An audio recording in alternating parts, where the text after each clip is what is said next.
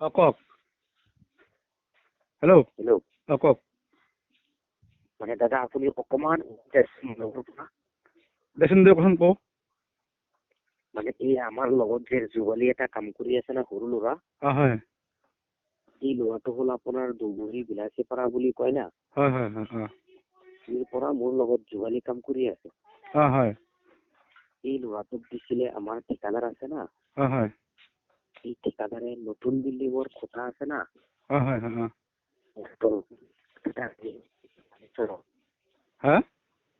মানে ফাৰ্নিচাৰৰ গাঁত এটা খান্দিব দিছিলে হয়। এই নতুন বিল্ডিঙৰ। হয় হয়। যেতিয়া মানে এই ল'ৰাটো গাঁত খান্দি পেলাই মাটিৰ 5 ফুট তলত গৈছে না। হয় হয়। তেতিয়া এটা পুৰণা মাটিৰ কলহ পাইছে দাদা। কি পাইছে? এই পুৰণা মাটিৰ কলহ বুলি কয় না। হয়। এনেকুৱা এটা কলহ পাইছে মাটিৰ 5 ফুট তলত দাদা। এই কলহটো মানে তাই যেতিয়া আকৌ কটাৰি পেলাই ভাঙি দিছে না। ইয়াৰ ভিতৰৰ পৰা কিবা 4 পিচ মান সোণৰ বস্তু পাইছে দাদা। এই আপোনাৰ বস্তুটো দেখাত দাদা ওপৰত বিস্কুট আছে না।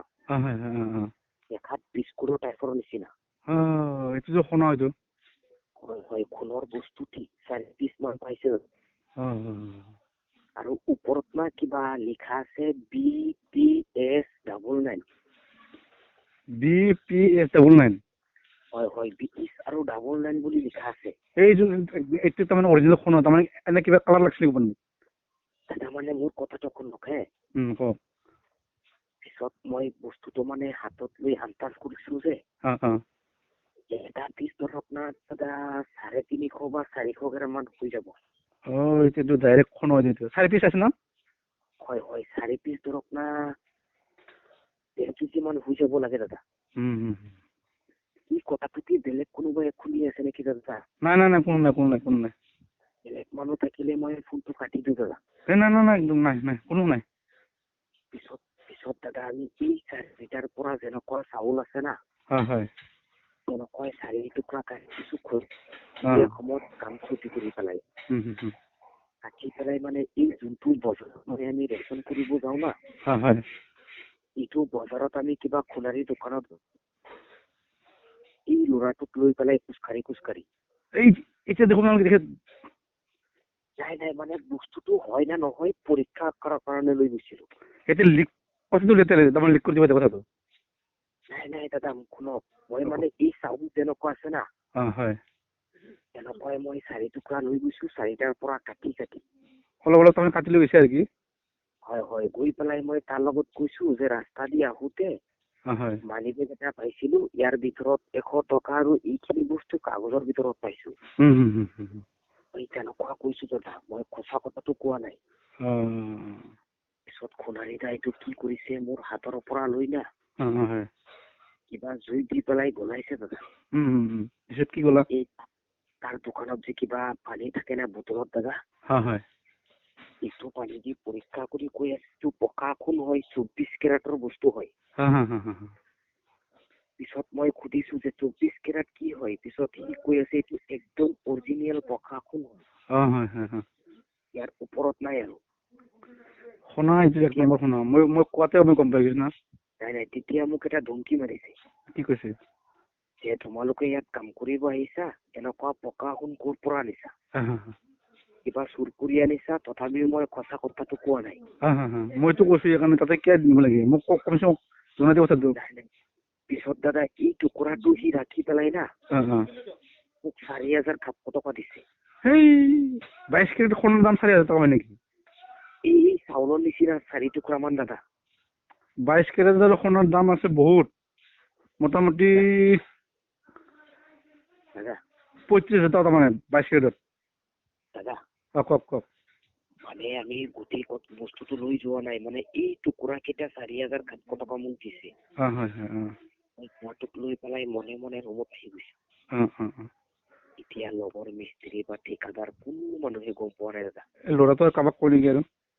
একদম দাদা ল'ৰাটো কোনো মানুহৰ লগত কোৱা নাই। তাৰ মোবাইল মই তাক দিয়া নাই, তাৰ মাৰ লগত কৰিব কৈছিলে।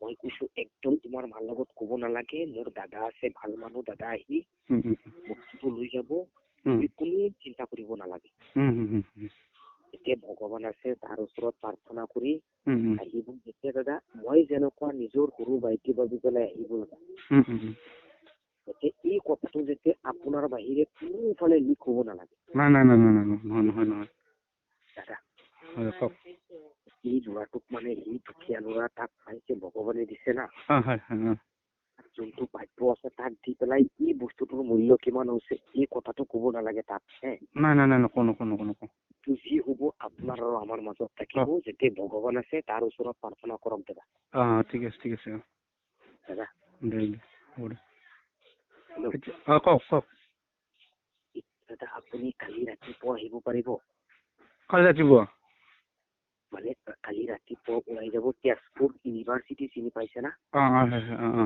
মানে ধৰক আপোনাৰ ইউনিভাৰ্চিটিৰ ভিতৰত সোমাব নালাগে আমি ধৰক যোনটো বজাৰত ৰেচন কৰিব যাওঁ না ঠিকাদাৰৰ লগত বজাৰত আমি মোবাইলৰ নিচিনা পকেটত সোমাই পেলাই লৈ আহি যাম দাদা আমাকতো আৰু চেক নকৰে আমি সদায় বজাৰ কৰিব আহো না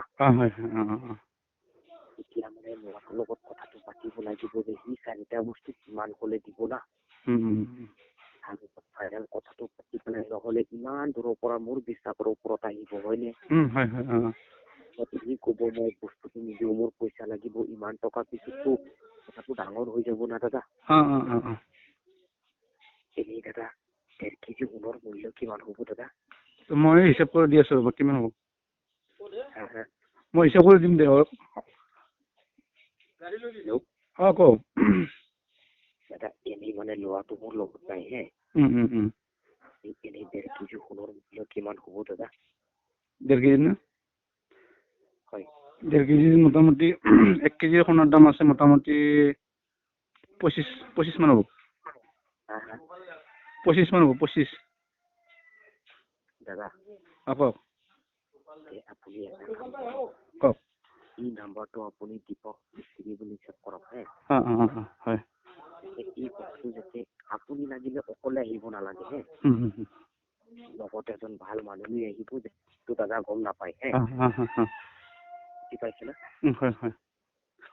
এতিয়া দাদা এই বস্তুটো আপুনি ঘৰত নি পেলাই লাহে লাহে বিক্ৰী কৰিব একে দোকানত বিক্ৰী কৰিব নোৱাৰে দাদা নাই নাই নোৱাৰিম বাপৰে বিৰাট ৰিক্সৰ কথা দাদা কওক মানে এতিয়া আমি 4টা বস্তু লোৱাটো কিমান টকা কম আপুনি মোৰ লগত ক'লে মই তাক ক'লো হয় যে ইমান টকা দি যাব আৰু যোনটো বাকী থাকিব মই 1 সপ্তাহ বা কিবা 10 দিনৰ টাইম ল'ম তাৰ পৰা না কিমান কম দাদা ল'ৰাটোক না দাদা তাৰমানে ল'ৰাটোক তাৰমানে কবি নেকি কাটি এটা আপুনি কৰকচোন নেটৱৰ্কৰ খেলি মেলি কৰি আছে দাদা হেল্ল' কাটি এটা ফোন কৰকচোন নেটৱৰ্কৰ খেলি মেলি কৰি আছে ভালকে আৱাজটো অহা নাই দাদা